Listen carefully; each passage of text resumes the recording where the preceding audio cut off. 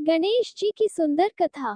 माता का स्थान सभी तीर्थों से ऊपर होता है और पिता का स्थान सभी देवताओं से ऊपर होता है। इसलिए हर मनुष्य का ये कर्तव्य है कि वह अपने माता पिता के साथ अच्छा व्यवहार करे और सदा उनका आदर सत्कार करे।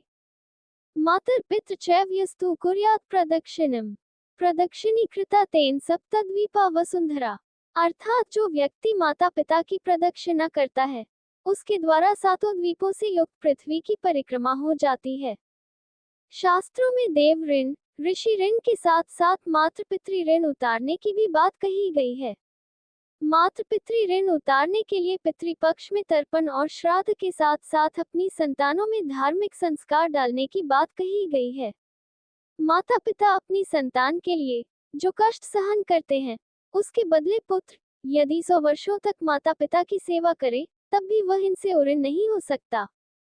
कहते हैं कि एक बार देवताओं में इस बात की प्रतियोगिता हुई कि सबसे पहले किस देवता की पूजा होगी।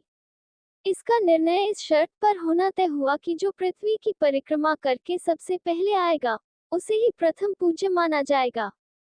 सभी देवता अपने अपने वाहनों पर बैठकर पृथ्वी की परिक्रमा करने चले गए। गणेश जी अपनी जगह पर खड़े रहे और सोचने लगे कि वह अपने वाहन मूषक पर सवार होकर पूरी पृथ्वी का चक्कर लगाकर सबसे पहले कैसे आ सकते हैं। उसी समय उन्हें एक उपाय सूझा। वह अपने पिता शिव जी और माता पार्वती के पास गए और उनकी 7 बार परिक्रमा करके वापस अपनी जगह पर आकर खड़े हो गए। कुछ समय बाद अन्य देवता पृथ्वी का पूरा चक्कर लगाकर वापस पहुंचे और स्वयं को विजेता कहने लगे। तब ब्रह्मा जी ने गणेश जी से प्रश्न किया, गणेश, तुम पृथ्वी की परिक्रमा करने क्यों नहीं गए?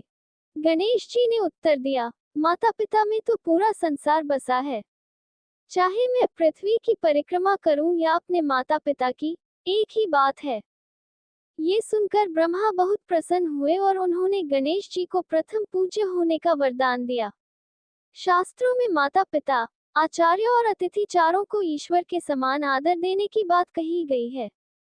मातृ देवो भवः, पितृ देवो भवः, आचार्य देवो भवः, अतिथि देवो भवः।